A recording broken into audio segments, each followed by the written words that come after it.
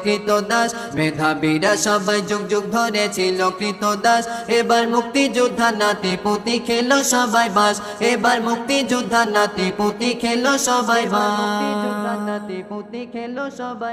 বাংলাদেশে ততদিনই শান্তি পাবে না যতদিনই সরকার থাকবে বেঈমান হাসিনা বাংলাদেশে ততদিনই শান্তি পাবে না যতদিনই সরকার থাকবে বেঈমান হাসিনা